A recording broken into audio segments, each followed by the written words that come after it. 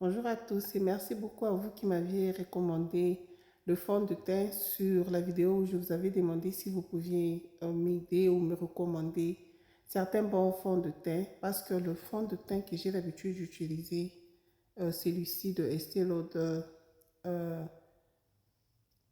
on a changé de formulation sur ce fond de teint.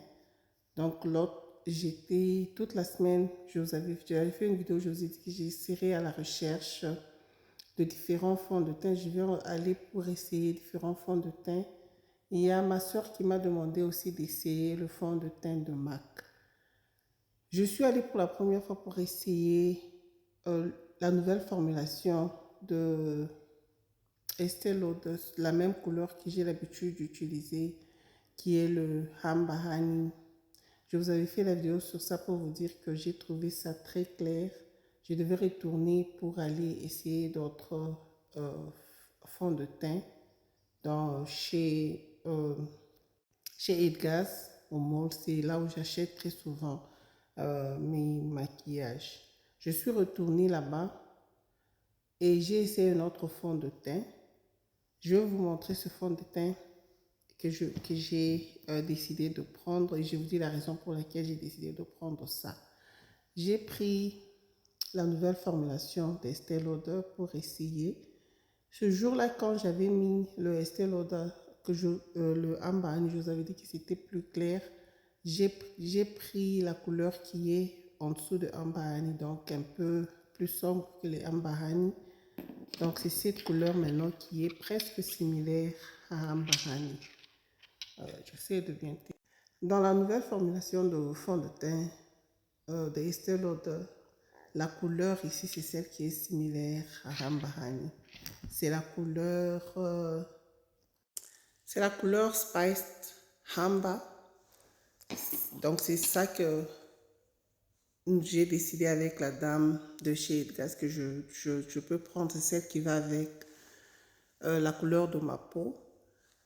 J'ai décidé de prendre encore le Estée Lauder ici parce que la dame m'a convaincue. Elle m'a dit que c'est presque la même formulation. On a juste ajouté certains sérums dans la nouvelle formulation ici de Estée Lauder. Donc, c'est comme ça que j'ai pris ça pour le tester. Mais je vais aussi essayer le MAC que vous m'avez recommandé. Je vais vous montrer à la fin de cette vidéo. Là, je suis sans fond de teint. Vous pouvez voir des taches sur mon visage. Donc, je vais essayer la nouvelle formulation ici d'Estée Lauder et je viendrai vous montrer à la fin de cette vidéo. On dit que tout, c'est seulement comme l'ancien Estée Lauder ici. Donc, ça stay in place.